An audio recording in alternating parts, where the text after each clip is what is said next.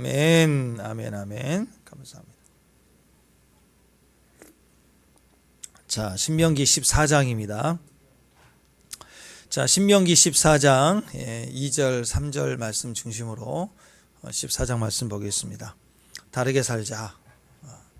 다르게 사는 복음을 우리가 선포합시다. 자, 신명기 14장 2절, 3절 앞을 보시고 우리 한 목소리로 선포하겠습니다. 시작. 너는 내 하나님 여호와의 성민이라. 여호와께서 지상 만민 중에서 너를 택하여 자기 기업의 백성으로 삼으셨느니라. 너는 가증한 것은 무엇이든지 먹지 말라. 자, 한 번 더. 또 시작. 너는 내 하나님 여호와의 성민이라. 여호와께서 지상 만민 중에서 너를 택하여 자기 기업의 백성으로 삼으셨느니라. 너는 가증한 것은 무엇이든지 먹지 말라. 가증한 것은 무엇이든지 먹지 말라. 축복합니다. 오늘 14장을 보니까 두 번이나 너희는 하나님 여호와의 성민이다 이렇게 얘기를 합니다. 14장 2절에서도 너는 내 하나님 여호와의 성민이라. 또 21절에서도 오늘 말씀 21절에서도 너희는 너희 하나님 여호와의 성민이라. 이렇게 하나님의 백성, 거룩한 백성이다 이렇게 반복해서 말씀을 하고 있죠. 성민은 거룩한 백성 이런 뜻이죠. 거룩은 구별되었다라는 뜻입니다. 그래서 거룩한 자는 다르게 삽니다. 우리가 거룩해진 상태를 말하는 게 아니라 다르게 산다라는 거죠. 성경에서는 특별히 우리가 하나님의 편지다 뭐 이런 표현이 있지 않습니까? 영으로 쓴 그리스도의 편지다. 그래서 사람들은요, 우리를 보고 편지를 보고 편지의 내용을 읽으면 그 뜻을 아는 것처럼 우리를 보고 하나님의 뜻을 안다. 사람들은 우리를 보고 하나님의 뜻을 안다. 그런 의도에서 우리가 그리스도의 편지다 이렇게 말을 하고 있죠. 그래서 세상과 기쁨이 다릅니다. 돈이나 인기나 권력이 바로 세상의 기쁨이라면 성도의 기쁨은 사명, 예배, 섬김 여기에 있다라는 것이죠. 그래서 어떤 사람이 무엇을 기뻐하는가 그것을 보면 그가 어떤 사람인가 알 수 있다는 거죠. 그 사람이 영인가 지금 육신인가 이렇게 알 수가 있다라는 것입니다. 세상과 또 두려움이 다릅니다. 세상은 군사력, 또 요즘처럼 전쟁의 위기가 오면 군사력, 또 국제 경쟁력, 또 경제력, 또는 세상의 여론 이런 것을 두려워하죠. 그러나 성도는 오직 하나님만을 경외합니다. 축복합니다. 거룩한 백성이기 때문에 다르게 산다. 이게 거룩이라는 거예요. 거룩은 어떤 상태나 과거에 어떤 일을 했다. 이런 어떤 행적을 따라서 확인하는 게 아니라 지금 살아가는 모습이 다르다라는 거예요. 다름. 그러면 그것이 다르면 다를수록 능력이 성도에게서 나타나는 거죠.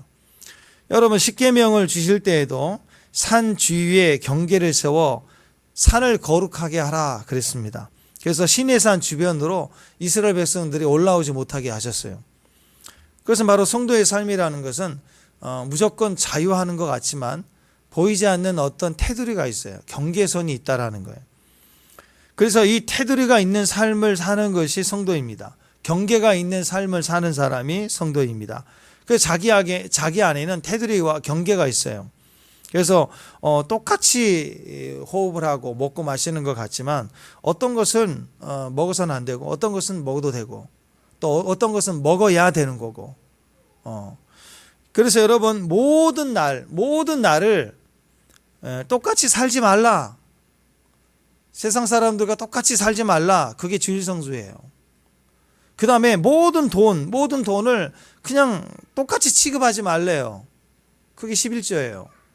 뭔가 구별된 자리, 시간, 마음이 있는 것이 다르게 사는 사람들의 모습인 겁니다. 그래서 우리 삶의 전 영역에 어떤 테두리를 두는 인생, 그게 맞다는 거죠. 그래서 인생을 살면서 할 수 있는 일과 없는 일이 있습니다. 가서는 되는 곳이 있고 가서는 안 되는 곳이 있습니다. 이렇게 다름이 분명할 때 그것을 우리가 거룩이라고 합니다.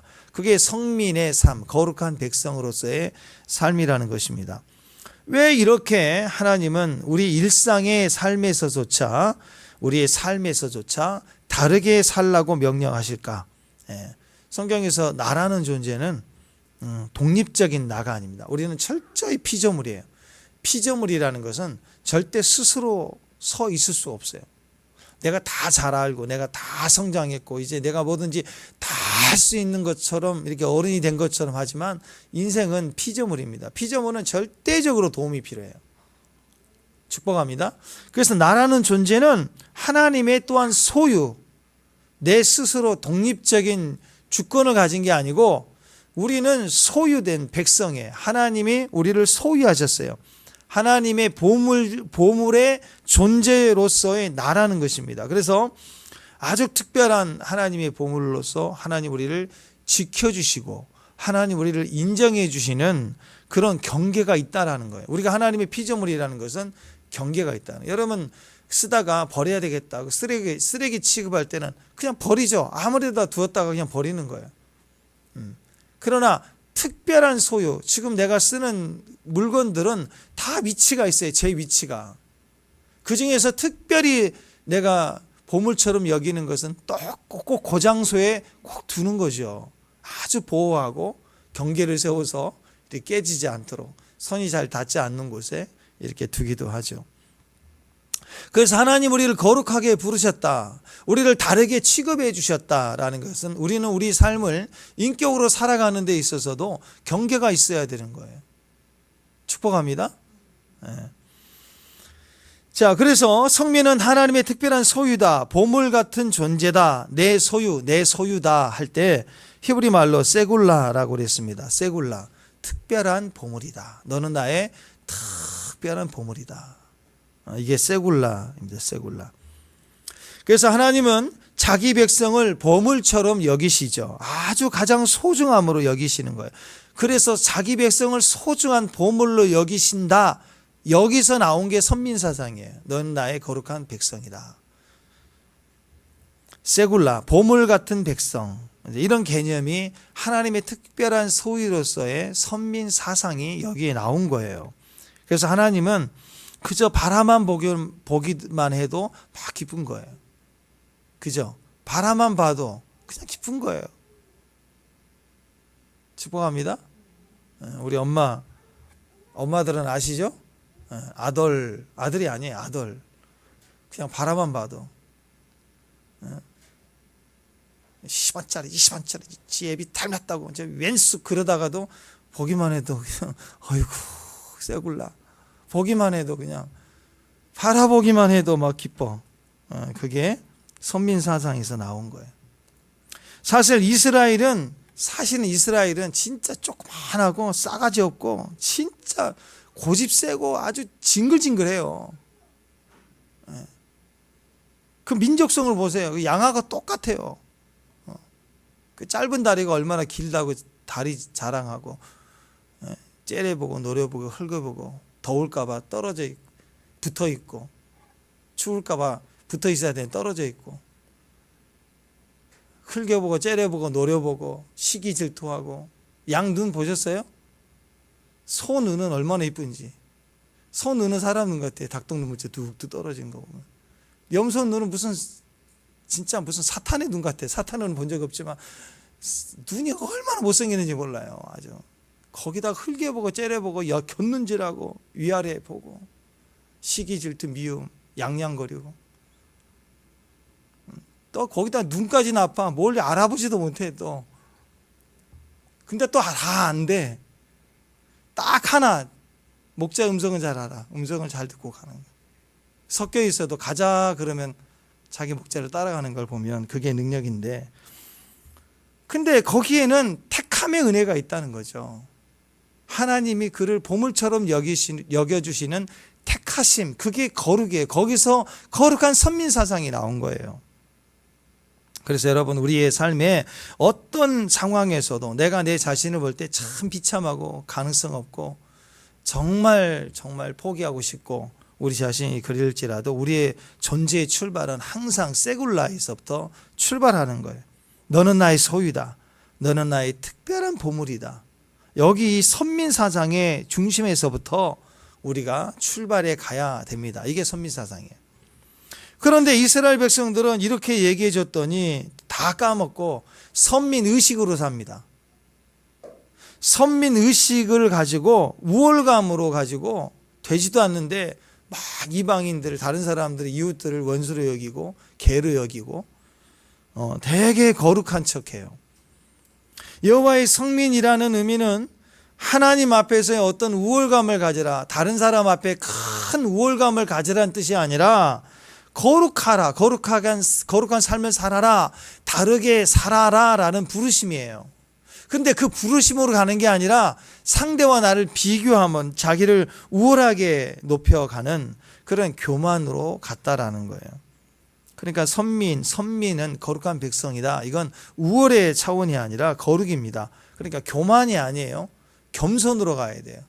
내가 아무것도 아닌 나를 선택해 주시고 나를 거룩한 백성이라 불러주심이 그게 은혜잖아요. 그래서 겸손해야 되는 거예요. 그래야 능력이 나타나요. 그런데 그걸 가지고 내가 쟤보다 높네. 그래서 교만으로 가면 그것이 망하는 짓이 되죠. 선민의식을 가지고 사는 것은 망하는 길이 된다라는 거죠. 그래서 여러분, 거룩은 구별되다 그런 뜻이라고 그랬죠.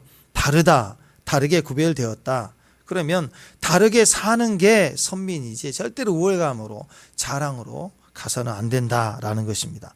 그런데 다르게 사는 것은, 다르게 산다라는 것은 어떤 앞으로 미래에 있을 큰 이상, 상상, 환상 뭐 그런 것을 말하는 게 아니에요. 다르게 산다는 것은 현재, 지금 미래적인 보상이 아니라 현재 누리는 일상이라는 거예요. 현재 누리는 내 삶의 일상이 달라야 된다는 거예요. 달라야 된다. 하나님 백성으로서 달라야 된다. 그래서 오늘 두 가지를 얘기하고 있어요. 그래서 신명기 14장에서는 두 가지를 얘기하는데 첫 번째는 먹는 문제이고 두 번째는 돈 문제예요. 그래서 오늘 말씀에서 보면은 이 두 가지, 먹는 문제와 돈 문제, 이것이 달라야 된다. 그게 돈 문제와 일상의 문제, 일상에서의 문제는 돈 문제하고 결국 먹는 문제잖아요. 그렇죠? 먹는 문제와 돈 문제는 일상적인 거예요. 성전에서, 지성소에서 성직을 감당하는 사람에게 지금 돈 문제 얘기하고 먹는 문제 얘기하고 아무 상관이 없죠. 그렇죠? 그러니까 성전에서의 거룩 구별됨이 아니라 일상 삶에서의 거룩한 삶, 다르게 사는 방법은 어디서부터 시작돼야 되느냐? 먹는 문제하고 돈 문제예요. 그래서 신명기 14장에서 먹는 문제와 돈 문제 이 두 가지 가운데 먹는 문제에 있어서 나는 하나님 말씀대로 먹겠습니다. 먹으라고 하는 것은 먹고 먹지 말라고 하는 것은 먹지 않겠습니다 하고 먹는 문제에 있어서 하나님 말씀으로 먹습니다. 이것이 오늘 본문 내용이고 돈 문제에 있어서도 11절을 드립니다. 이것이 오늘 이제 내일 있을 22절부터의 내용입니다. 그러니까 이 두 가지 먹는 문제와 돈 문제는 밑도 끝도 없이 툭 던져주는 그냥 그런 말씀이 아니라 하나님의 거룩한 백성으로서의 삶은 일상에서부터 구별되라. 축복합니다. 성전에서 예배 거룩하게 드리고 일상이 지 마음대로 살아버리고 그게 아니라 하나님의 백성은 교회 안에서만 백성이 아니라 삶에서도 이방 백성들 속에 섞여 살아도 여전히 너는 나의 소유다. 특별한 존재다. 그러니까 우리가 어떤 상황에서 특히 일상의 삶에 돌아가서도 거룩한 삶을 살아라. 그 얘기를 먹는 문제를 가지고 하나님 구별하고 다르게 살라라고 말씀하고 있다라는 거예요. 자, 그래서 우리가 영적 존재로서의 어떤 영적 자랑할 만한 것이 혹시 있다면 나는 어떤 영적 체험이 있었다. 나는 다른 사람보다 말씀을 많이 암송하고 있다. 이런 걸로 자랑하지 말라는 거예요.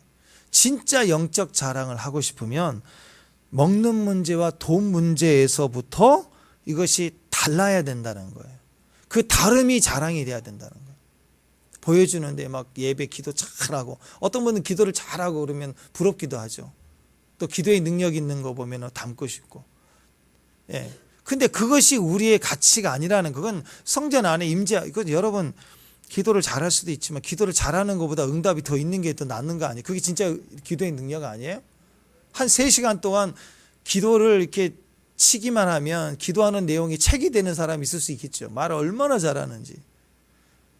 그렇게 했는데 응답이 없는 거하고 주님 죄인입니다. 나를 불쌍히 여겨주세요. 그랬더니 막 응답이 있다 그러면 누가 기도를 잘하는 거예요? 그죠? 그러니까 하나님이 알아주시고 주님이 기억해 주시는 기도가 진짜 예배도 그런 거고요. 그래서 여러분 진짜 자랑은 내 일상의 삶에서부터 내 생각의 마음에서부터 구별돼야 된다. 그게 오늘 말씀이에요. 그래서 뭘 얘기하시는 먹는 문제부터 얘기하고 계시는 거예요. 자, 첫 번째는 먹는 문제인데 몸을 위해서 우리가 먹는 거죠. 음식을 먹는다는 것은 몸의 유익을 위해서 먹는 것입니다. 먹지 않으면 배가 고프잖아요. 음식은 몸을 위해서 먹는 음식인데 그래서 그것을 전제로 하고 있기 때문에 음식을 먹어라, 먹지 말라라고 하는 제한은 우리 몸을 위한 거예요. 먹는 것도 우리 몸을 위한 거고 잘 먹어야 되잖아요. 좋은 거 먹어야 되잖아요. 또 먹지 말라는 것을 먹으면 몸에 해가 되는 거예요. 축복합니다. 그래서 먹어라, 먹지 말라라고 지침을 주시는 것은 우리 몸을 유익하게 하기 위함인 것입니다. 우리 육적 삶의 기쁨과 평강을 위한 것이죠. 자, 또 우리가 먹는 것이라는 이 먹음의 행위가 방금 전에 일상의 삶에서의 거룩은 영적 삶, 하나님과의 예배적, 기도적, 성전에서의 삶을 반영해 주는 거예요. 진짜 거룩은 하나님 앞에서만이 아니라 세상 앞에서도 거룩해야 되는 것처럼 하나님 앞에서의 말씀의 은혜의 거룩이 있다면 말씀이 먹는 거니까 세상에서도 먹는 것에 있어서 거룩함으로 가야 된다는 거예요. 그래서 세상에서 먹는 문제는 영적인 것을 반영하고 있습니다. 그래서 먹는 것을 구별하는 것은 육신적으로도 굉장히 중요할 뿐만 아니라 육신적으로 몸에 유익된 것뿐만 아니라 영적으로도 중요한 의미를 가진다는 거예요. 자, 둘이 사랑해서 결혼해서 당신 없이 못 살아 사랑해. 마음은 그런데 중심은 그런데 행위를 마음대로 하고 다닌다. 그 있을 수 없는 일이죠. 세상에서도 어떤 상황에 미혹이 오고 도전이 와도 안 돼. 이건 안 되는 거야. 할 수 있는 건 두 부부 사이의 사랑을 반영하고 있는 거잖아요. 그죠? 그래서 우리 삶 속에서 먹는 문제의 구별은 보이지 않는 그게 육적인 것 같지만 영적인 가치와 부르심을 정확하게 반영해 주고 있다라는 거예요. 여러분, 정신분석 학자들은 이제 우리에게 무의식이다 뭐 이런 얘기를 하는데요. 우리가 의식하고 인식하는 문제도 있지만 우리의 생각, 감정, 행동을 형성하는 데 있어서 굉장히 중요한 역할을 하는 것이 우리 속에 있는 무의식입니다. 의식적으로 경험하고 아는 것보다 무의식적으로 내 안에 형성되어 있는 것이 우리의 어떤 생각과 감정을 형성하고 결정하는 데 굉장히 중요한 역할을 한다는 거죠. 어릴 때 어떤 큰 사건을 경험하게 될 때 우리는 시간이 지나서 그 사건의 자세한 내용은 기억에서 잊어버릴 수도 있고 기억하지 못할 수도 있습니다. 그러나 그 내면에 담겨져 있었던 두려움, 그때의 어떤 억울함, 그런 실망감, 그런 미움 이런 것들은요 평생 살아가는 동안에 우리의 어떤 행동의 동기, 욕구, 의사결정에 강력한 영향을 미친다는 거예요. 그래서 평생 살아갈 때 정말 좋은 교육도 중요해요. 바르게 교육하고 또 교육의 중요성을 우리가 다 인식하고 있지만 아무리 잘 가르치고 아무리 잘 배웠어도 결정적인 순간에 어떤 일을 결정하려고 할 때 어렸을 때 내가 배우고 지금까지 자라오면서 머리로는 알고 있지만 결정할 때 보면 전혀 엉뚱한 결정을 하게 될 때가 있다라는 거예요. 그래서 교육도 중요하지만 더 중요한 것은 우리 내면에 담겨져 있는 이런 많은 이런 상처들과 두려움과 염려들과 이렇게 형성되어 있는 내면의 무의식 속에 담겨져 있는 것들을 정리하는 것이 굉장히 중요한 것입니다. 또 우리가 우리 삶의 어떤 인격적인 변화, 성숙을 기대한다면 보이는 어떤 훈련과 계획, 단어 몇 개 더 아는 걸로 절대로 인격이 성장되지 않아요. 진짜 중요한 것은 내가 의지적으로 이것을 행동하지 않아야지 뭔가 해야 되겠다라고 결정을 해도 어느 정도까지는 그렇게 해 나가지만 갑자기 내 무의식, 잠재의식 속에 의식의 변화가 일어나지 않으면 그 갇혀있는 것이 튀어나오거든요. 감정으로 확 튀어나오거든요. 그래서 엉뚱한 행동을 해서 지금까지 싸웠던 걸 다 무너뜨리기도 하고 한순간에 다 바보가 되는 그런 일이 있다라는 거예요. 자, 우리가 육체적으로 지각할 때 뇌에서 이걸 지각하잖아요. 뇌에서 이렇게 인식되는 물리적 현상을 정신적으로 설명할 때 우리가 이걸 의식이라고 그래요. 의식이 있다. 뇌로 인식하는 것들을. 근데 우리는 이런 의식적인 것들은요, 교육을 잘 받고 실습하고 노력하면 얼마든지 변화가 됩니다. 의식을 하면, 정신 차리면 이건 얼마든지 변화가 될 수 있어요.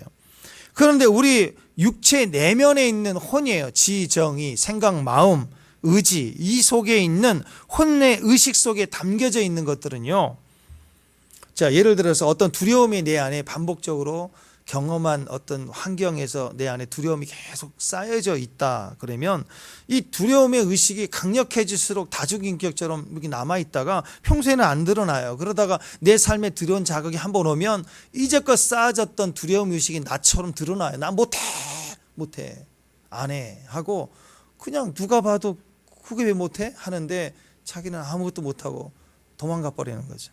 두려우니까. 자, 이런 것은요, 상담이나 정신과 치료로 어느 정도 도움을 받을 수 있지만 치료가 안 돼요. 이런 심포리아 잠재 의식 속에 계속 형성되어 있는 이런 상처들은 불행히도 악한 영이 그 안에 집을 짓고 있다면 이건 또 다른 문제가 되는 거예요. 약물로 느슨하게 하고 민감하지 않게 도움을 얻고 약해질 수 있지만 사람이 평생 이렇게 멍청하게 지낼 수는 없잖아요. 그냥 치유가 안 되는 거예요. 된 듯 하다가 안 되고 상담을 해도 좋을 듯 소망을 얻다가 또 돌아가면 또 힘들고 또라고 해서 얼마나 많이 묶여가야 되는지 몰라요. 그냥 도움을 중간중간 주는 것뿐이죠. 더더욱 의학적으로 상담학적으로 이런 악한 영이 들어와 있는 거라면 이것은 도대체 해결이 될 수가 없는 것입니다. 귀신을 어떻게 약물로 처리해요? 불가능해요. 죄 문제를 어떻게 약물로 처리해요? 의사의 약 처방으로 가능해요? 불가능한 일입니다. 또 불신자인 경우에는 우리의 영의 자리까지, 혼의 자리가 아니라 우리의 깊숙한 존재인 영의 자리까지 악한 영이 들어와 있다면 이건 더더욱 심각합니다. 우리 일상 삶 속에 아무리 노력해도 늘 존재 자체가 불행이에요. 늘 그 자리에 들어가 있는 거예요. 그 마음에 상처가 있으면 그나마 위 업다운이 있는데 이건 영이 사로잡히면 자기가 완전히 없어져 버린 거예요. 보호자의 자리를 뺏긴 것처럼. 그래서 의식까지 의욕까지 다 뺏겨서 조종당하는 인간이 돼버려요. 더군다나 이런 악한 영들이 그 영혼 속에 깊은 자리를 잡고 있을 때는요, 이 사람이 평생 하나님 앞에 나올 수 없도록 인생 자체를 불쌍하게 이렇게 억압을 할 뿐만 아니라 그 영혼을 지옥까지 끌고 간다니까. 더 나아가 그 자손에게까지 저주로 계속 흘러나가요. 집안에 흐르는 이 블러드라인, 저주를 통해서, 이 핏줄을 통해서 그 집안의 핏줄을 통해서 흘러들어가 자손 대대로 어둠의 귀신이 역사를 하는 거예요. 자, 이것을 어떻게 상담이나 교육이나 약물로 해결할 수 있을까? 불가능합니다. 스가랴서 4장 6절에 보면 이렇게 얘기해요. 자, 앞으로 보십시다. 시작. 그가 내게 대답하여 이르되, 시작.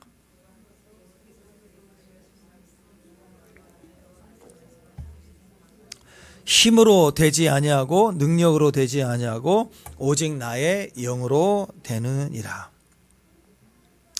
영적인 문제를 굿이나 점을 쳐서 도움을 받는 경우가 있었죠. 주술적인 힘으로. 그것은 약물로 안 되니까 더 큰 센 귀신을 불러다가 그래서 쫓아내는 거예요. 그래서 그 문제는 해결되는 것 같은데 이제 더 센 귀신이 들어오니 그래서 구슬한 사람들은 구판을 점점 크게 키우는 거예요. 갈수록 그 집안의 구판이 커지는 거예요. 1,000만 원, 5천만 원, 1억, 3억 구판이 커질 수밖에 없는 거예요. 그 눈에 보이는 영적 문제는 세상으로 안 되니까 구슬한 거 아니에요. 귀신이 더 센 놈이 들어와서 몰아내니까 더 센 놈을 쫓아내기 위해서 또 계속적인 구판을 벌여야 되는 거예요. 그건 더 속이는 것이 되겠죠. 자, 그래서 우리 인생의 제일 중요한 문제입니다. 제일 중요한 우리의 영의 자리, 영의 깊은 존재의 자리에 주님이 거하셔야 돼요. 아멘. 그래서 예수 그리스도를 나의 구주로 영접해야 되는 거예요. 주님이 내 영으로 들어오면 내 영의 자리에, 지성소의 자리에 주님이 딱 자정하고 영생의 생명으로 계시는 거예요. 아멘. 그래서 나 존재 자체도 내 자리에 주님을 모셔드렸고 내가 주님을 영접하여 주님과 함께 동거하기 때문에 이 영의 자리는 완전히 구원을 얻고 이 영의 자리에서부터는 하나님이 우리를 세굴라 거룩한 나의 소유로 지켜주시는 거예요. 그래서 이 육신이, 이 상처가 잘못되고 육신의 삶이 저주스러워도 지금 죽어도 구원받는 거예요. 이 영이 구원받았기 때문에. 아멘. 창세기에서 선악과를 따먹은 즉 정령 죽으리라. 그때 바로 선악과에 따먹고 바로 죽었잖아요. 뭐가 죽었어요? 영이 죽었어요. 영이. 근데 예수님을 영접할 때 영이 영생을 얻게 되는 거예요. 영의 자리에 있었던 귀신의 모든 역사, 이 사탄의 저주가 쫓겨나가는 거예요. 어디로? 이제 혼의 영역으로 쫓겨나가요. 근데 혼의 영역에 아무데나 있는 게 아니고 우리가 깊이 경험했던 트라우마, 감정, 두려움, 염려, 잘못된 가르침, 이단, 사설, 생각, 의식 이런 것에 들러붙어 있다고요. 이것이 계속적으로 변화를 경험해 나가는 거, 날마다 말씀을 새롭게 의식적으로 경험하고 무의식적으로 우리가 이것을 정리해 나갈 때 이 영혼의 질서가 세워진 만큼 캐스트 아웃이 쫓겨나가는 거예요. 어둠의 영들이 쫓겨나가는 거예요. 그래서 날마다 내 내면의 자유함을 말씀으로 채워나가야 됩니다. 지금도 가나안 정복을 해 나가는 것처럼 우리 혼의 영역을 정복해 나가셔야 되는 거예요. 우리의 혼의 의식, 잠재의식 가운데 있는 많은 상처와 트라우마 같은 의식들을 집안 청소하듯이 정리하고 치유하고, 집안에 아주 오래되고 묵은 쓰레기가 있다면 그거 치울 때 냄새도 나고 막 어마어마하게 들쳐나가는 게 보이지 않아요. 그래요. 우리 인생이 나도 모르게 그냥 우울한 줄만 알았는데 많은 귀신의 장난과 눌림으로 있을 때 우리가 기도할 때 드러날 때 요란할 수밖에 없는 거예요. 소리를 지르고 토하고 그런 현상들이 날 수밖에 없어요. 꼭 그것만이 아니더라도 우리는 우리 속에 남아있는 이 혼의 의식 속에 남아있는 많은 지저분한 것들을 계속해서 치유해 나가야 되는 거예요. 집안에 치우려고 했는데 치우지 않았던 음식 쓰레기가 점점 오래되면 어떻게 되겠어요? 먹지 않은 음식이 오래되면 쓰레기가 되고 쓰레기가 되면 냄새가 나고 계속 냄새가, 그 치우기 전까지는 계속 냄새가 나는 거예요. 우리 안에 있는 것들을 치워 가야 되고 정리해 가야 돼요. 다시 정리합니다. 제일 먼저 주권의 문제, 영의 자리에 예수님을 영접해야 돼요. 예수님이 들어오셔야 돼요. 그럴 때 우리 영의 주권의 자리가 거룩함을 얻고 회복을 하고 구원을 받을 때 우리는 하나님의 거룩한 백성으로서, 우리가 하나님이 택한 백성으로서 거룩한 구원받은 자가 되는 거예요. 두 번째는 날마다 우리의 혼의 생각에, 의식에, 마음에, 감정에 내가 상해 있는 모든 것들을 정리하기 시작해야 돼요. 그런데 우리는 우리 스스로 그걸 정리할 능력이 없습니다. 한번 이 다중인격처럼 튀어나오는 이건 도대체 이건 해결할 수 있는 능력이 없어요. 이 사람이 많이 배운 사람이에요. 많은 원리를 알고 능력도 많고 지식도 많은데 한 번 감정 상하면 이상한 행동을 하는 거, 이상한 말을 하는 게 다 그래서 그런 거예요. 이거 정리되지 않으면 절대로 해결이 안 되는 것입니다. 그러니까 아무리 교육해도 안 돼요. 더군다나 그게 오래되면 악령이 거기 역사하거든요. 냄새나요. 괴롭게 해요. 잠을 못 자게 해요. 그래서 이런 의식 가운데 있는 모든 무지, 잘못된 생각, 어리석음, 이것을 분명히 말씀으로 바르게 세워 교육해 나가는 걸 통해서 우리 안에 있는 혼의 생각이 변화를 얻고 마음의 생각, 감정이 변화를 얻고 치유를 얻어야지만이 우리가 자유케 된다는 것이죠. 자, 그런 의도에서 이렇게 변화가 되는 가장 강력한 오늘 두 가지 요소를 우리에게 소개를 하고 있는데, 첫 번째, 내면의 영적 질서를 세워나가는 가장 강력한 하나님의 방법이에요. 축복합니다. 첫 번째는 방언기도예요. 방언기도는 우리의 잠재의식, 혼의식보다 훨씬 더 밑에 있어요. 밑에 있는 우리의 영이 성령의 말하게 하심을 따라 말을 하기 때문에, 창세기 1장에 보면 땅이 혼돈하고 공허하고 흑암이 깊음이 있고 모든 것이 어지러워져 있을 때, 그때 하나님이 이르시되 빛이 있으라 하고 하나님의 말씀이 선포되니까 어떻게 됐어요? 빛이 탁 생겨나면서 모든 복잡했던 것의 창조 질서가 회복이 되기 시작했잖아요. 마찬가지예요. 우리 혼의 영역이 너무나도 많이 상해 있고 엉켜 있고 또 그것이 골마 있고 아파 있으면 해결할 능력이 전혀 없습니다. 그럴 때 더 깊은 곳에 있는 가장 근본적인 자리에 그리스도의 사람들이 하나님 우리에게 주신 말씀을 묵상하고 그 말씀을 따라 성령 임재 안에서 방언으로 말하기 시작하면 이 복잡스럽고 혼돈스러운 마음의 상처의 자리에 이 의식 세계에 빛이 임하기 시작합니다. 그래서 방언을 계속 말하면 우리 내면에 어떤 창조의 질서들이 회복이 되면서 혼의 영역의 생각이 바뀌기 시작해요. 점점점 바뀌어져요. 감정이 상했던 것들이 바뀌어지기 시작하고 이런 내면의 새로운 창조의 질서들이 회복이 되기 시작하는 것입니다. 그래서 방언기도 하다 보면 한참 하다 보면 알 수 없는 기쁨이 갑자기 올라오고 또 눈물이 나기도 하고 또는 막 갑자기 이해할 수 없는 아픔이 나는 그런 아픔이 없는 것 같은데 아픔이 막 올라와요. 때론 느껴지면서 눈물이 나오기도 하고 느껴지지 않는데 그냥 눈물이 갑자기 툭툭 떨어지기도 하고 두렵기도 하고 갑자기 막 즐겁기도 하고 웃음이 나오기도 하고 막 승리가 올라오기도 하고 또 막 어떤 외침이 나오고 이런 현상들을 수시로 막 업다운 막 올라오고 한 시즌 동안 계속 울게 하시고 또 웃게 하시고 이런 시간들이 계속 지나가는 것은요 우리 내면의 창조 질서를 하나님 질서로 다시 만들어가고 계시는 거예요. 그래서 이 방언 기도를 할 때 소리를 내서 큰 소리로 반복해서 기도하십시오. 그렇게 기도를 해야 됩니다. 방언 기도는 조용히 하는 기도가 아니에요. 내적 묵상 기도가 아닙니다. 내 안에 임재 기도가 아니에요. 영의 기도가 아니에요. 방언 기도는 외치는 외향적 기도예요. 외적 기도라고. 그래서 방언 기도를 조용히 하면 안 돼요. 방언 기도는 가능하면 크면 클수록 좋습니다. 크게. 그래서 우리 영이 영적 흐름을 타기 시작해야 되고 예언적인 기도로 들어갈 때는 우리 영이 조용해지고 임재 안에서 주님만 의식하게 될 때는 주님과 내가 마치 눈과 눈을 마주보고 있는 친밀함으로 들어갈 때는 그때 방언은 흐름을 탈 때 찬양이 나오기도 하고 임재 안에 잠길 때는 부드럽게 또 약하게 나올 수도 있어요. 다름절로. 근데 대부분의 방언 기도는 우리의 내면의 내적 질서를 세우고 또 이것을 치유하고 또 이곳에 걸려있는 많은 어둠의 쓰레기들을 치워나가는 그런 대적 기도로 할 때는 방언 기도의 대부분들은 강력하게 소리를 내야 됩니다. 방언 기도는 소리를 내면서 하는 거예요.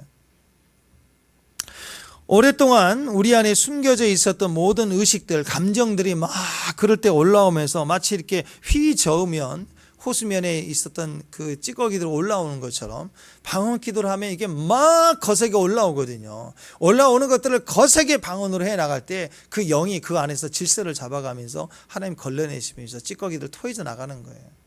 방언 기도할 때 많은 악한 영들이 떨어져 나가요. 우리가 굳이 옆에서 같이 손을 얹고 기도해주고 축사하지 않아도 방언 기도하는 것만으로도 떨어져 나가게 돼 있어요. 내 영이 강건해지기 시작하는 거예요. 자, 우리 안에 숨겨져 있었던 많은 이런 의식들 속에 있는 찌꺼기들이 가장 잘 처리할 수 있는 최고의 방법, 하나님이 주신 방법 중에 하나가 방언 기도입니다. 그래서 많은 은사들이 있지만 하나님이 누구에게나 다 은사를 주진 않거든요. 어떤 사람은 내가 모든 은사를 다 가졌다, 뭐 이런 얘기를, 이런 교만한 말을 너무너무 담대하게 하는 분도 있는데 무슨 말을 하려다가 말을 안 했어요. 이렇게 다 가졌는데 왜 그 모양 그 꼴이냐고. 그러다가 안 했는데 대부분 이런 말을 한 사람들의 형편은 되게 이상한 사람들이 많습니다.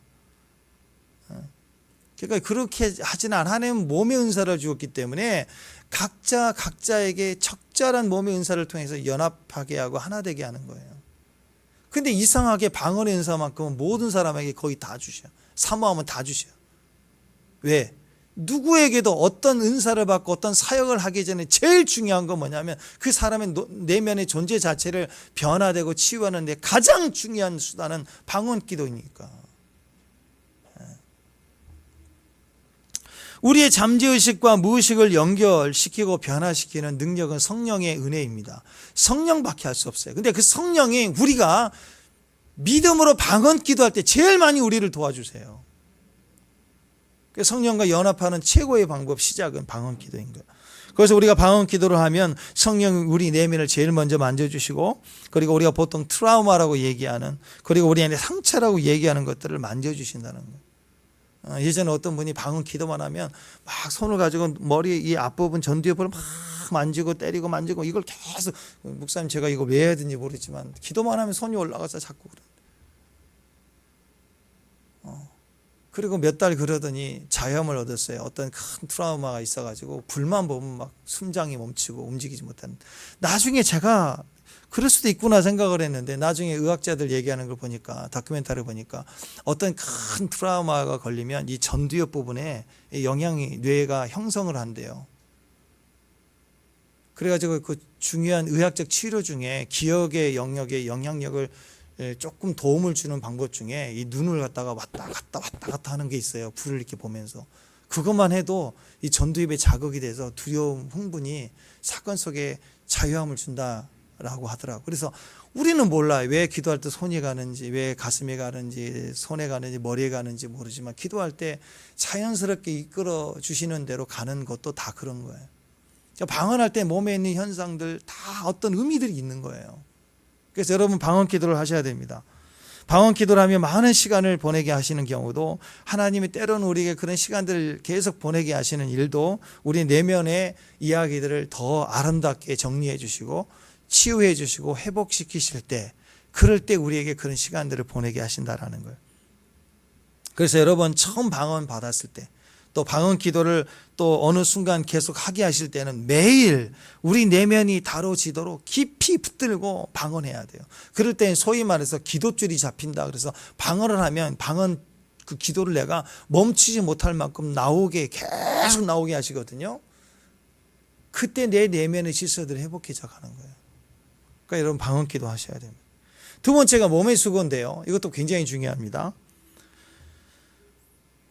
영으로 방언 기도를 하지만 동시에 우리가 우리 몸을 우리 육신으로 계속 믿음으로 다루다 보면 우리 무의식에 우리 몸의 행동이 영향을 줍니다. 그래서 성령님은 우리 방언 기도와 같이 영의 수고를 통해서 우리에게 변화를 주기도 하지만 때로는 이게 대단히 육적인 것 같지만 몸의 어떤 의지를 가지고 몸을 사용하는 수고하고 땀을 흘리는 이런 것을 통해서도 우리 무의식에 있는 찌꺼기들을 걸러내시는 역할을 하는 거예요.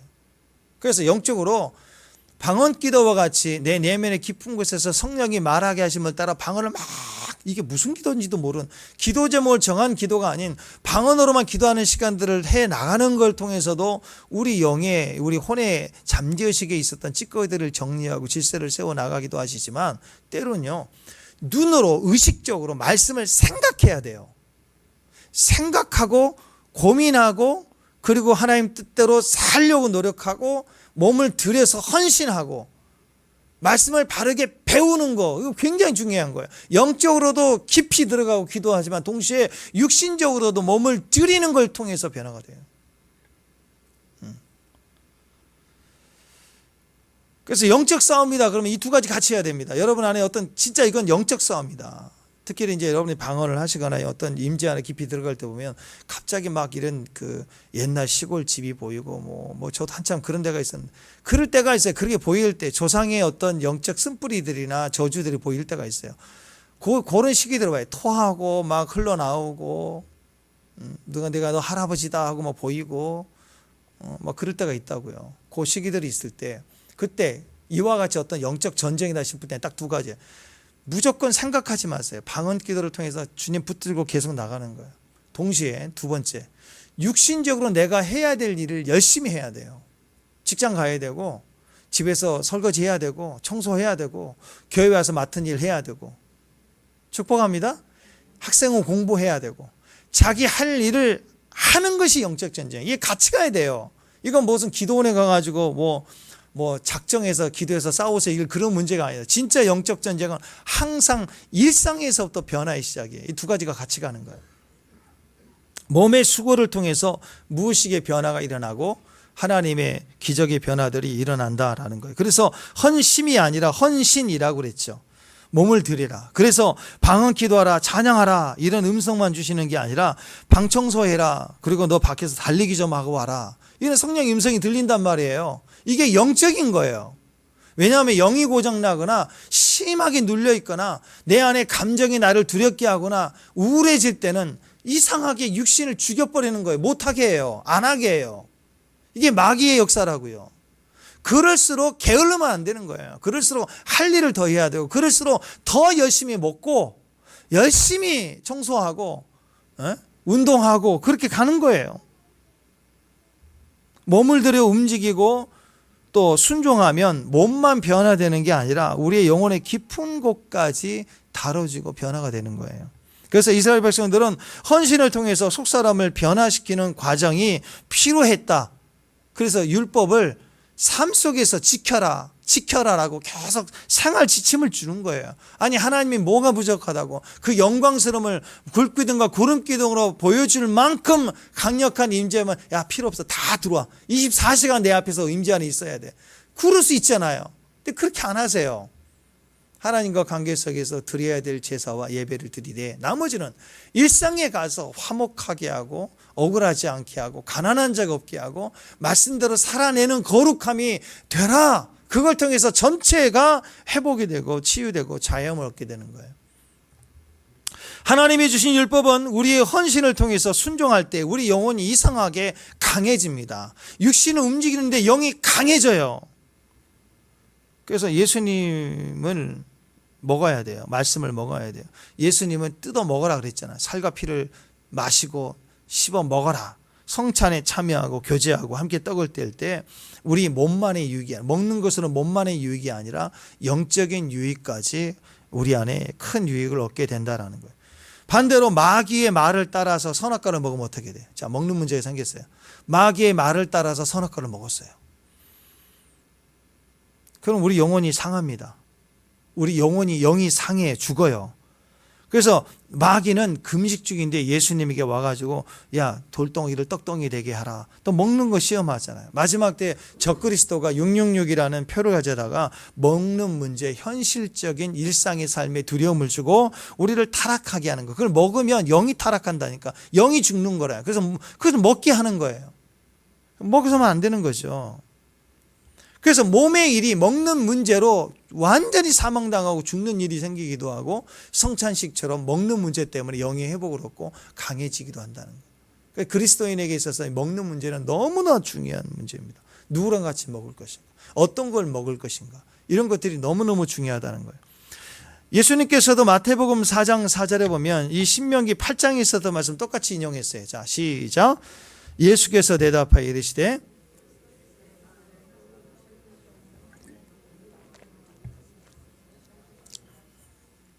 자, 하나님 입으로 나오는 말씀으로 산대요. 먹는 떡이 아니라. 떡으로 많이 해요. 떡으로도 살지만 진짜 중요한 것은 이 먹는 떡이 말씀과 연결돼서 말씀으로 살게 한다는 거죠. 자, 우리 안에는 몸만의 가치가 있는 게 아니라 몸보다 더 큰 최고의 가치가 우리 몸에 있다는 것입니다. 그 영혼의 가치예요. 그래서 몸만 중요한 것이 아니라 우리의 영혼이 너무나도 중요하다는 거예요. 그걸 알아라는 거죠. 그래서 히브리서 12장에 보면 에서를 들먹일 때 에서같이 망령한 자가 없도록 하라 그랬잖아요. 이 불편한 말이 에서의 이름에 남아 있습니다. 자, 읽어보세요. 시작. 음행한 자와 혹 한 그릇 음식을 위하여.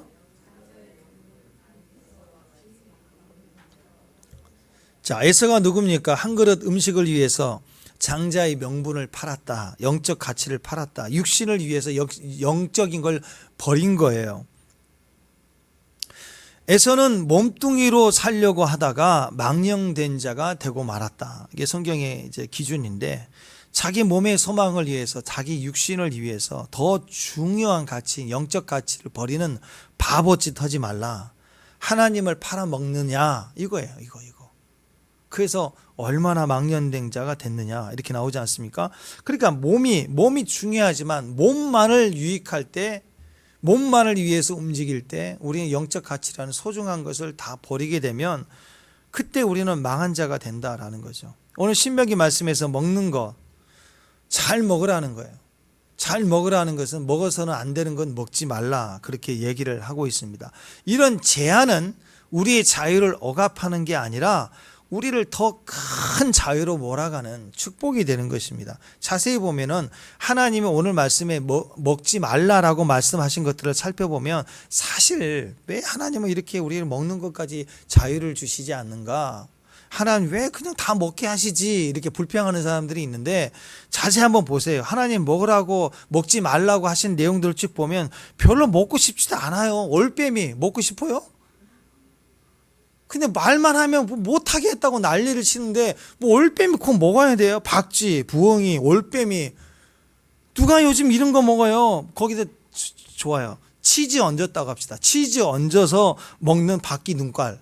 뭐 그게 뭐 입에 들어가면 이게 토하지 먹고 싶지 않아요. 이거 아무리 돈을 줘도.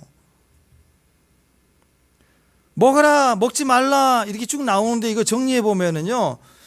먹지 말라고 하는 것은 전반적으로 보면 이제 우리가 얘기하는 콜레스테롤이 되게 많은 것들이에요.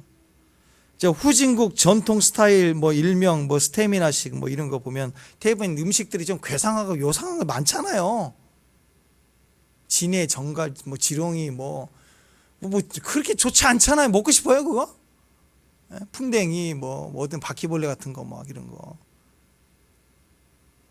보통 이런 거 정력이 좋다, 뭐 면역력 좋다, 뭐 스태미 좋다, 막 이렇게 하는데 이거 과하면 반드시 문제되는 음식들입니다. 이거 비싸긴 비싼데 먹으면 과하면 반드시 과용한 문제되는 거예요.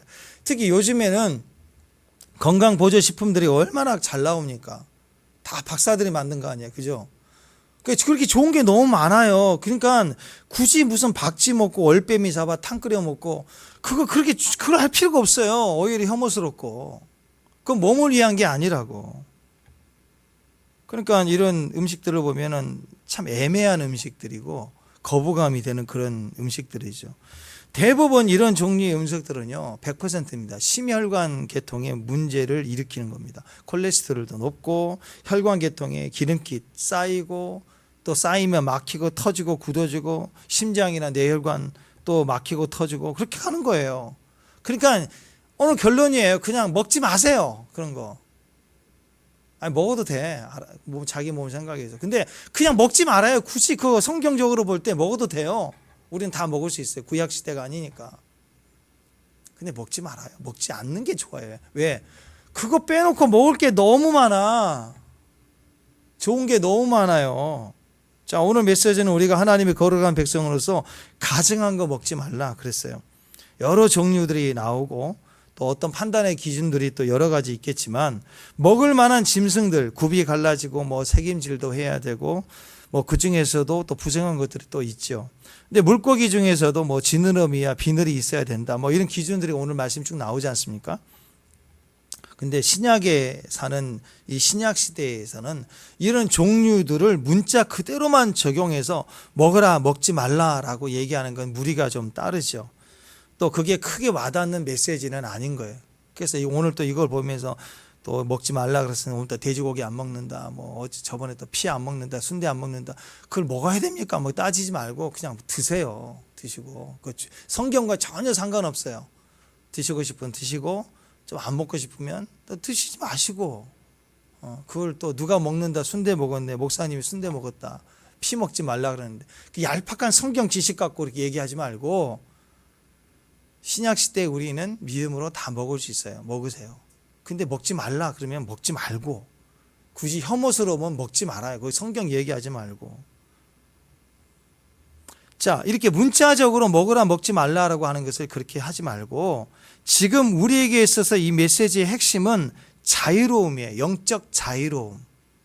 먹을 수 있지만 먹었을 때 내 영적인 묶임이 온다고 먹지 말라는 거예요. 예를 들어서 혐오스럽다.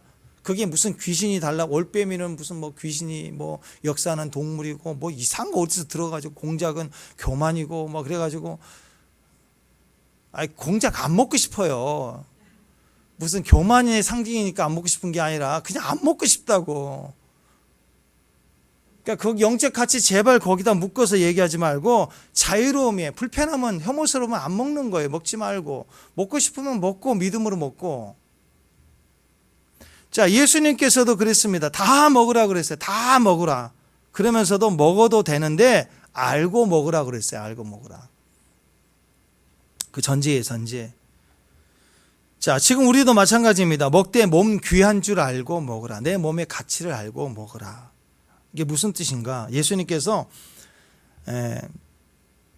우리에게 우리 몸이 건강해지기를 원하세요. 우리 몸이 육체가 건강하기를 원해요. 아멘. 우리 정신도 건강해지기를 원하고, 그리고 우리 영적인 영역에 있어서도 거룩해지기를 원해요. 근데 시편에 보면 우상 숭배한 자들이 먹고 마시고 뛰놀았다, 이 표현이 우상 숭배거든요. 우상 숭배할 때 개걸스럽게 먹어요. 먹는 게 다 우상 제물 앞에서 뛰고 먹는 걸 얘기해요. 사울이 불쌍하게도 나중에 무상 여자 찾아가가지고 밥 해주니까 밥 먹고 가라 그러니까 그 밥 맛있게 먹고 나왔잖아요. 사무엘이라고 영적 접신하고 나서, 그죠? 전부 먹는 게 거기도 있어요. 또 신기하게 주님께서도 제자들과 움직일 때마다 항상 먹을 게 챙겨주시거든. 먹는 건 너무 좋은 것 같아요. 하나님 나라인 것 같아요. 그게 다 뭐와 연결되어 있느냐면 육신에 관한 얘기가 아니라 정신적인 거, 내면적인 거, 또 영적인 것을 얘기를 하고 있습니다. 자, 예를 들어 어떤 사람이 내게 선물을 주는데 물건이 너무 좋은데 뇌물이야. 그럼 그거 먹으면 어떻게 돼요? 불편하죠. 혼이 불편해. 혼이 마음에 걸린다고요. 먹지 말라는 거예요. 뇌물인지 몰라요? 다 알죠? 그 모른 척하니 몰라서 받았다. 그 거짓말이고, 다 뇌물은 알아요. 마음에 걸려요. 마음에. 또 영에 걸려요. 영에. 제사 음식 먹고 귀신 들려가지고 그 손자가 죽을 뻔하다 산 권사님 이야기. 뭐 많아요. 그런 얘기들이. 이웃집에서 떡 줬는데 떡 먹고 애가 숨막혀 죽으려다가 그거 회개하고 토해내니까 나가고 살고, 뭐 이런 예들이 있습니다. 다 그런 건 아니지만 이유들이 있다라는 거, 그런 이유들이. 먹는 것이 단순히 육신이 아니라 정신, 마음일 뿐만 아니라 영적인 영향에도 반드시 끼친다는 거예요. 그래서 신약에 와서 예수님의 마음은 뭐냐? 그냥 먹으라, 이제 믿음으로 먹어라. 다 허용해, 허용. 단 피, 이런 거죠. 단 피를 먹지 말라. 우상의 목매인, 우상의 제물, 목매어 죽인 것, 음란한 거, 이런 거 금지하라, 이런 것처럼 단 몇 가지 얘기하고 계시는 거예요. 자, 그 내용 중에 여기 뭐 물고기, 뭐 지느러미 있고, 뭐 비늘이 있는 거, 이것도 한번 생각해 보자고요. 해산물도 이게 뭐 지느러미 있다, 뭐 이렇게 비늘이 있는 거 뭐 먹어라, 이렇게 생각하지 말고 가만히 생각해 보면 해산물 중에서 비싼 건 대부분이 지느러미 없고 비늘이 없어요. 뭐 랍스타, 그런 거 있잖아요. 뭐 킹크랩, 타이거 새우, 막 이따만한 거, 왕새우. 비싸요, 이거. 뭐 값비싼 자연산 생굴 다 맛있죠. 근데 장에 탈이 나. 김낙현 집사님 어디 갔어요? 네. 이런 거요. 엄청 고생해요. 그래서 쉽게 해서 성경적인 이야기를 오늘 여러분에게 표현한다면 그냥 고등어 드세요, 이거예요. 고등어. 하늘에는 영광, 땅에는 굴비, 영광 굴비 뭐 이러는데, 영광 굴비까지는 아니어도 20마리 한 두름이에요. 20마리 한 두름에 10,000원 하더라고. 좀 작긴 해도. 그건 껍질도 부들부들해서 얼마나 맛있는지 튀겨보세요. 엄청 맛있어요. 그거. 한 8개씩 먹어보세요. 튀겨가지고. 맛있어요, 그런 거. 랍스터 하나보다는 그게 뭐 한 10배는 쌀 거, 그렇죠? 10배가 뭐야? 17만 원이면 17배가 싸는데. 근데 저는 고등어 먹고 탈났다는 분 본 적이 없어요. 자연산 생굴, 굴밥 먹고 탈난 사람은 많이 봤어요. 그러니까 조기나 갈치, 그냥 싼 거 먹어라. 해산물, 신학적으로 해석한다면 싼 거 먹어라. 굳이 비싼 거 먹어가지고 마음 계산, 카드 계산하려고 힘들게 하지 말고 그냥 싸게, 맛있게, 건강하게 먹어라, 이거예요. 혐오스러운 거 빼고, 불편한 거 빼고, 걸림 빼고, 눌림 빼고, 그냥 싸게 맛있게, 해산물이든 공중에 있는 것이든 뭐 땅에 있는 것이든 맛있게 먹어라, 그런 거예요. 그런 거. 그게 신약에서의 의미입니다. 너무 율법 따지지 말고 자꾸 그 구약에 꼭 그 돼지고기를 하도 많이 듣는데, 그거 빼먹으면 얼마나 맛있는 게 못 먹어요. 우리는 김치찌개에 소고기 너무 맛없잖아요. 돼지고기가 맛있잖아요. 거기다 꼭 성경 얘기하면서 자기는 김치찌개 잘 먹고, 그러지 말라고요. 그게 성경적으로 그렇게 보는 게 아닙니다. 가장 성경의 정신은 다 먹어라, 맛있게 먹어라. 다만 피 뭐 이렇게 제한을 두는 거, 그게 걸림이 되는 거, 유익이 되지 않는 거, 이런 얘기를 하고 있어요. 가장 중요한 의미는요, 영을 상하게 만드는 것들을 먹지 말라는 거예요. 먹을 수 있는 뭐 고등어를 먹어도 그게 상황이 그걸 먹는 그 상황이나 그 환경이 신앙적으로 굉장히 내게 도전을 주는 일이라면 먹지 말라는 거예요. 왜? 자기 영을 상하게 하니까. 음식을 통해서 영이 상하게 되는 대표적인 예는 우상에게 드린 제물 같은 걸 거예요. 이 문제는 사실 음식 자체가 문제가 있는 건 아닙니다. 신비적으로 제사를 드리면 그 제사를 드리는 음식에 무슨 뭐 귀신이 달라붙어 가지고 뭐 음식의 성분이 바뀌었다 뭐 이상한 그런 얘기 듣지 말고, 그러면 누가 먹어도 영향이 가겠죠. 고린도전서에 보면 우상에게 드린 제물에 대한 이야기가 나와요. 사도 바울은 먹을 수 있다, 나는 먹겠다, 이렇게 나오고요. 아니 목사님이 사도가 떡을 먹어? 우상에게 드린 제물을 먹다니, 이럴 수 있잖아요. 기본은 뭐냐면 이렇게 얘기를 합니다. 우상에게 제물을 드려진 음식을 먹으면 우리 양심이 약해지고 더러워진다라고 그랬어요. 기본적으로 먹지 않는 게 좋아요. 그런데 믿음이 있는 자들은 묻지 말고 먹으래요. 왜냐하면 그 당시에 파는 모든 고기들은 다 우상에게 드리고 시장이 팔았던 거니까, 세상에 자기가 직접 잡아서 먹는 음식이 아니고서는 대부분은 사서 먹는 것은 다 우상에게 드려지고 오는 고기일 가능성이 높습니다. 그러니까 묻지 말고 먹으래요. 사도 바울은 먹을 수 있다. 이해가 되시죠? 먹지 말라는 게 우리의 약점을, 약한 자들을 위해서 얘기를 하시는 거예요. 그러나 믿음이 강한 사람들은 묻지 말고 먹으래요. 그냥 먹어. 어디 가나 다 먹어. 근데 옆에서 목사님 그거 우상 제사 지른 음식이고요, 구탄 음식인데 그러면 먹지 말래. 왜냐? 뭐 상관없어요. 먹을 수 있지만 일단 그렇게 말을 하면 누군가는 볼 거 아니에요. 내가 먹음으로 인해서 목사님 먹으신 나도 먹어도 되나 보다 하고 믿음이 약자가 먹으면 그 사람들은 그냥 양심이 털어지고 죄로 빠질 수 있는 가능성이, 영적인 영역이 열리는 거예요. 그래서 실족하지 않기 위해서 덕이 세워지지 않는다면 믿음이 강하고 가하지만 안 하겠다. 그게 사도 바울의 취지인 거예요. 저는 여러분이 믿음을 통해서 무엇인지 다 통과할 수 있고 이길 수 있고 승리할 수 있고 다 먹을 수 있는 믿음이 되기를 바랍니다. 그러나 누군가를 위해서 덕을 세우지 못하고 덕이 되지 않는다면 절제할 수 있는 능력도 되기를 바랍니다. 축복합니다. 자, 그래서 음식에 대한 이야기들이 그렇다라는 거예요. 음식을 무슨 독을 마시더라 해를 받지 않는다. 그게 성도이기 때문에 제사 음식이든 독이 든 음식이든 그게 복음의 현장에서는 먹을 수 있어요. 자, 그러면 사도 바울과 같이 믿음에 있다.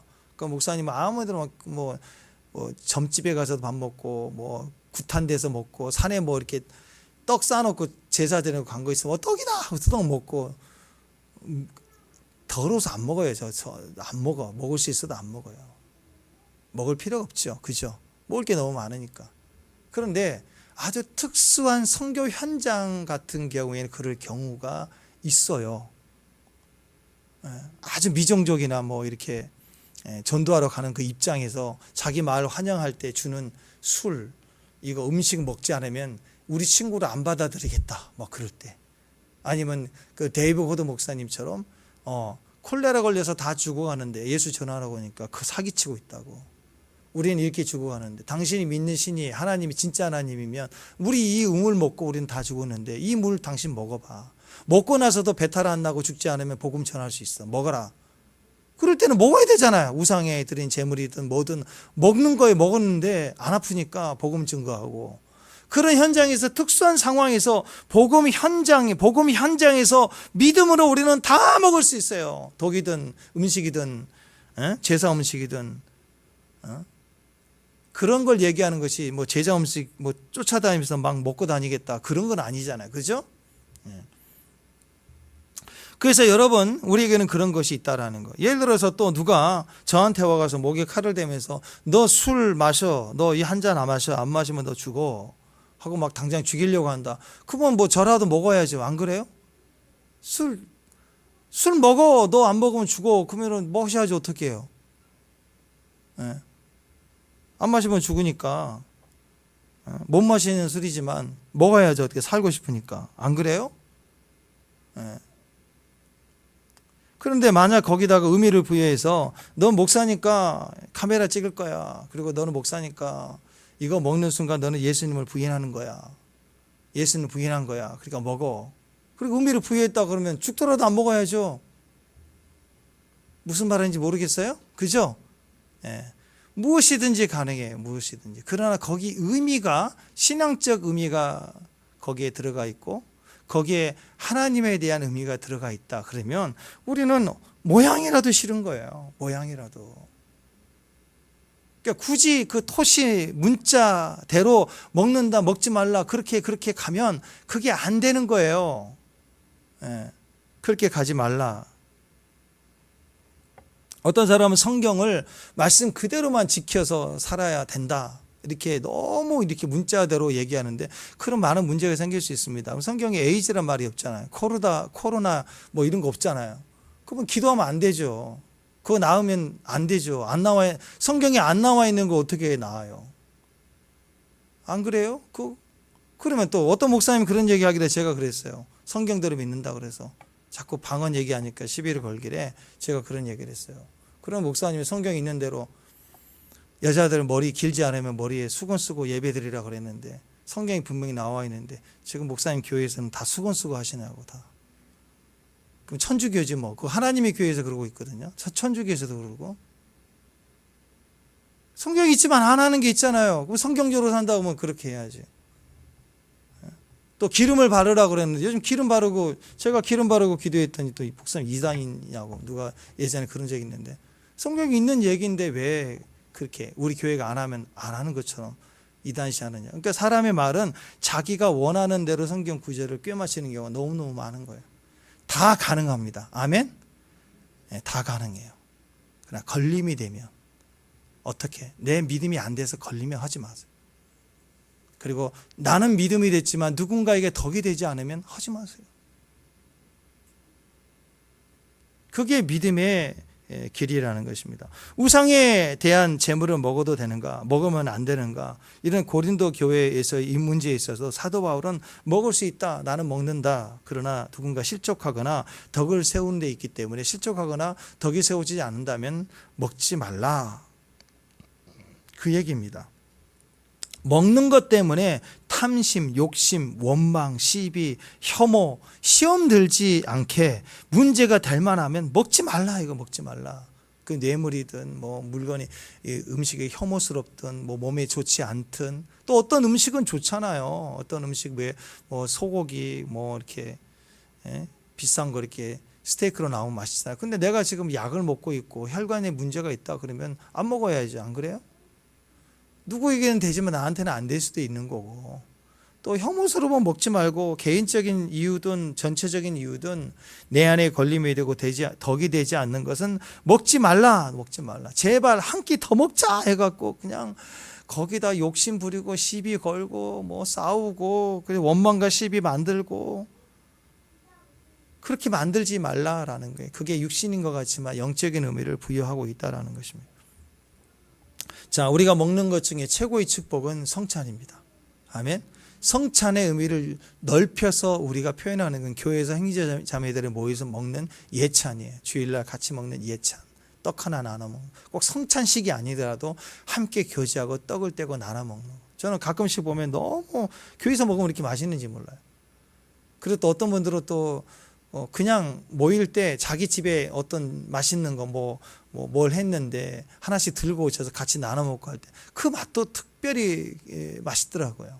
그게 예찬의 모습이에요. 서로를 축복해 주고 함께 그것을 통해서 유익을 얻는 거죠. 그게 일상이에요. 그리스도인들의 일상이에요. 일상에서 먹는 떡과 포도주를 가지고 예수님은 성찬의 의미로 자기 몸과 살을 뜯어 나눠 먹는 코이노니아, 함께 나눔, 사귐, 참여, 교제 이런 의미를 부여하셨다고. 그러니까 성찬을 비롯해서 예찬 또 이것이 확대되면 가정에서 우리 집밥이 그런 거 아니에요.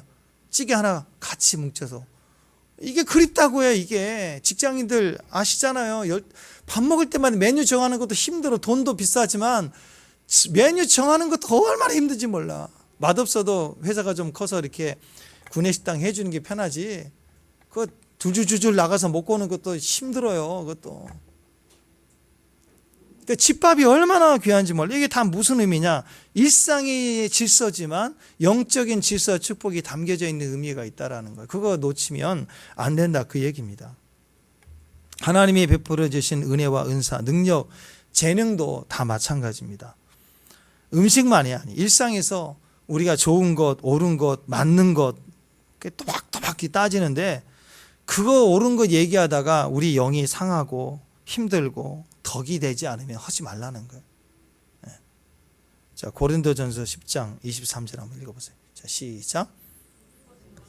모든 것이 유익한 것은 아니요 모든 것이 가하나 모든 것이 덕을 세우는 것은 아니다.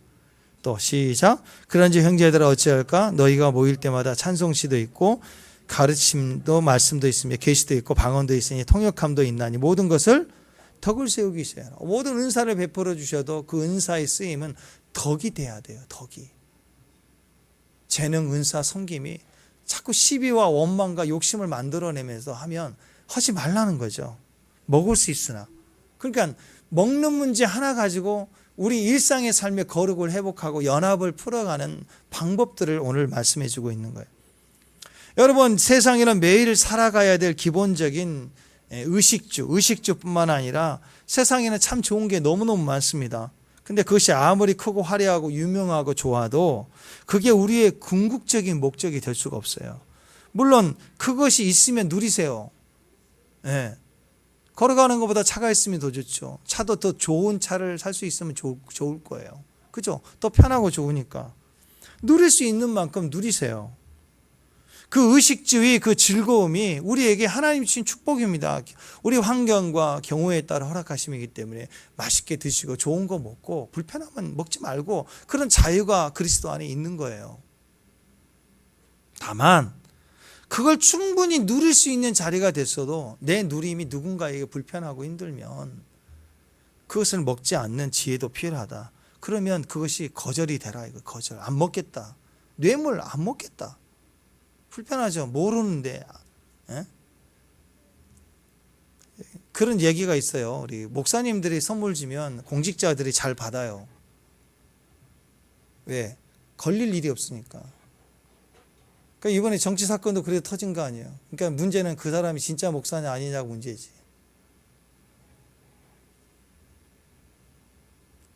사람들이 거기다 기준 두지 말라고. 그러니까 어떤 상황에서든 목사님이든 누구든 뭐 단체 누구든 원래 유명한 사람 원래 안 했던 사람이든 우리가 남이가 의리 뭐 집안 지역 형님 동생 하지 말고 기준은 어디다 둬야 돼요?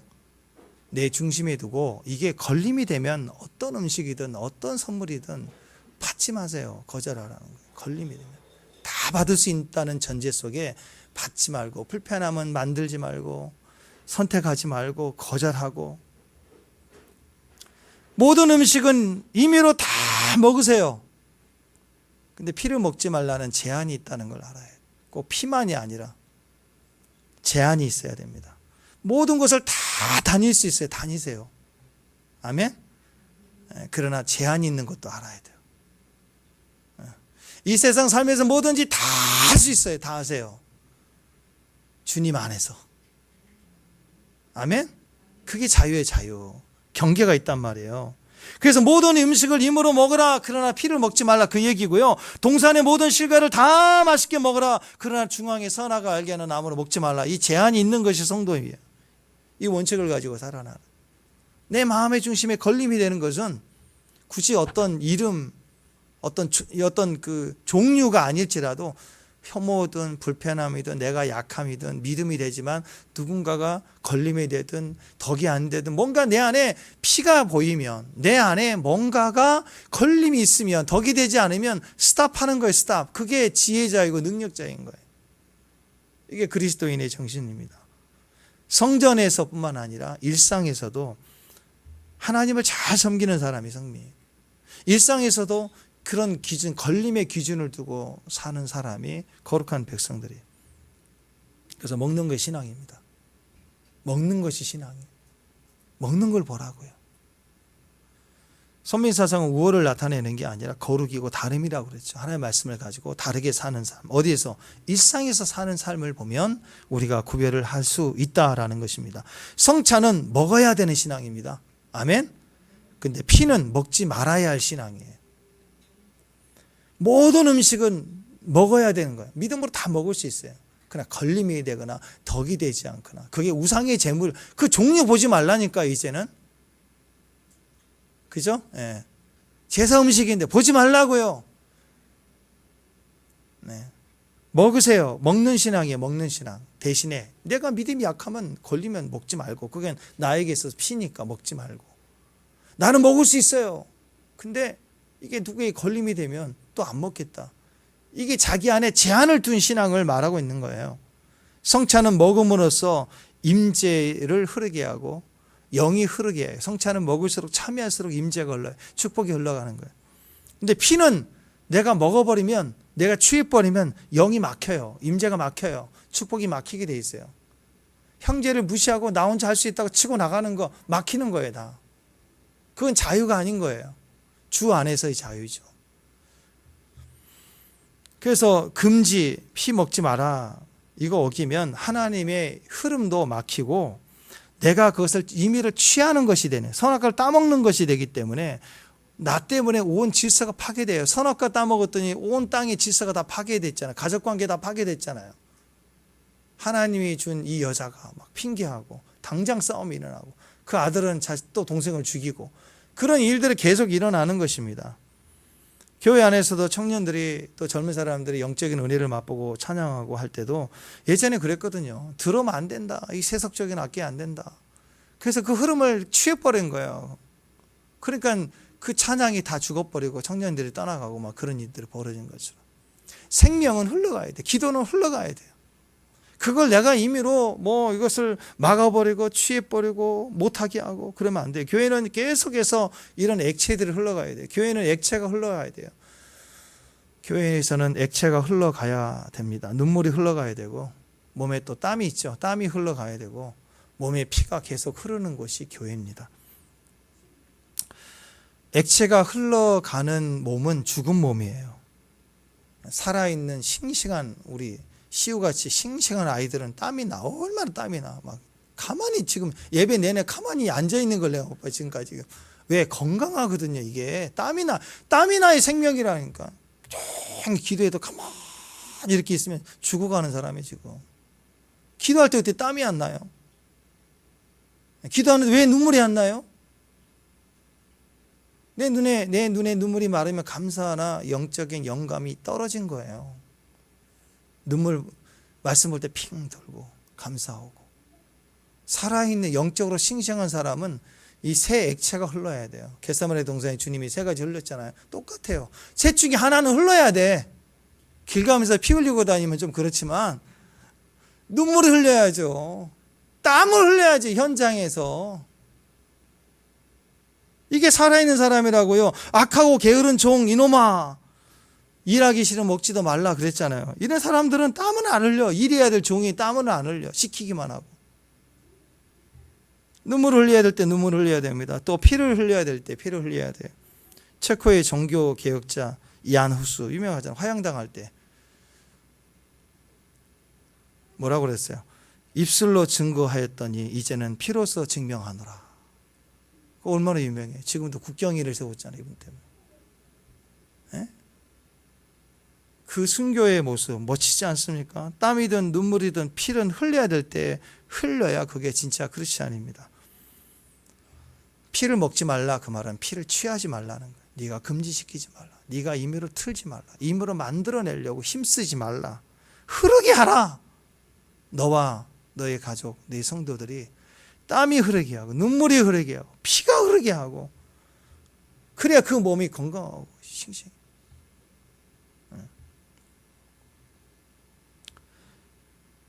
자기 인생에서 자기 목숨만 제일 귀한 사람이 있어요.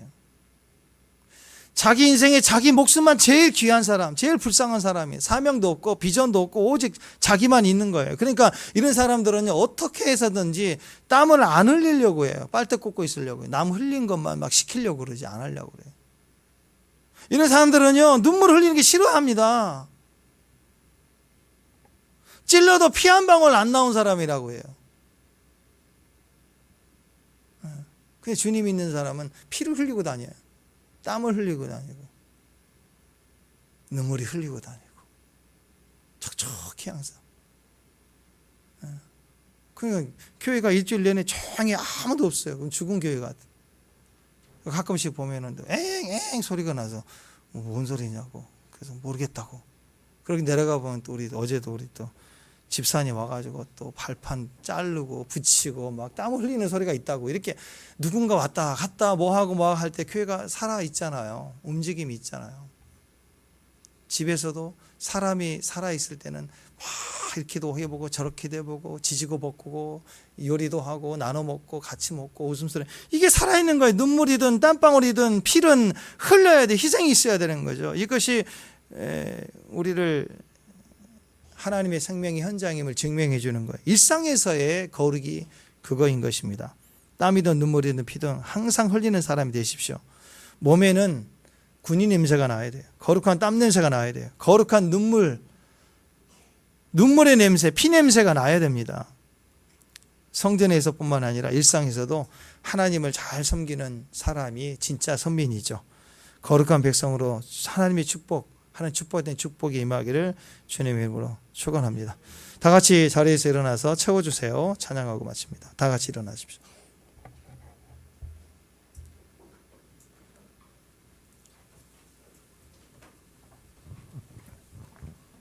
자, 주님만 딱 바라보시고 믿음으로 찬양합니다. 하나님 우리 안에 채워주시고 찾아오 주셔서 믿음을 주시고 낭망하지 않게 하시고 또 주의 은혜로 우리가 거룩한 세굴라 하나님 백성으로 서게 하심을 믿습니다. 아멘. 축복합니다. 지금 이곳에 임하소서. 성령의 불로 가득 채우소서. 갈급한 내 맘에 찾아오셔서 주의 성령으로 채워주소서. 지금 이곳에 임하소서. 성령의 불로 가득 채우소서. 갈급한 내 맘에 찾아오셔서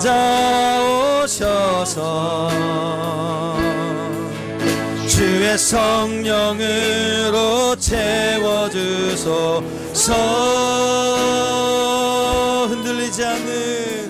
흔들리지 않는 믿음 주소서.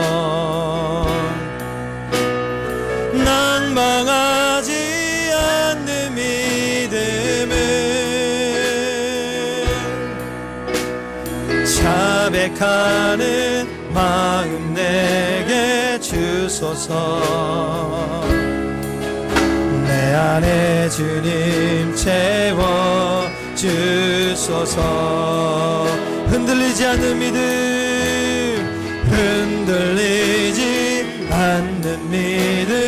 주소서. 낭망하지 않는 믿음을 자백하는 마음 내게 주소서. 내 안에 주님 채워주소서. 흔들리지 않는 믿음 주소서.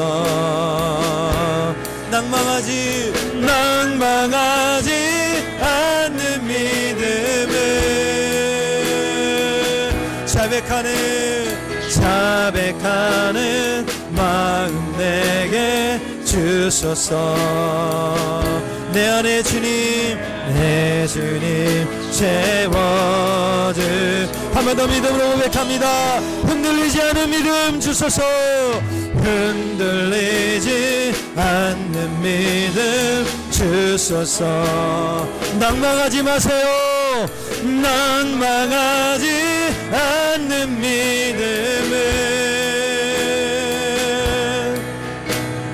자백하는 마음 내게 주소서. 내 안에 주님 채워주. 한 번 더 믿음으로 선포합니다. 흔들리지 않는 믿음 주소서. 낭망하지 않는 믿음을 자백하는 마음 내게 주소서. 내 안에 주님 채워 주소서. 기도합니다. 주님, 지금 이곳에 임하여 주옵소서. 성령의 불로 우리를 채워 주시옵소서. 갈급한 우리 심령에 지금 찾아오시고 성령으로 기름을 부어 주시옵소서. 우리에게 흔들리지 않은 믿음을 주시고 낭망하지 않게 하시고 자백하는 마음으로 서게 하옵소서. 우리 마음을 다하고 뜻을 다하고 힘을 다하여 하나님을 사랑하는 믿음의 종들로 하나님 우리를 세워 주시옵소서. 이제는 우리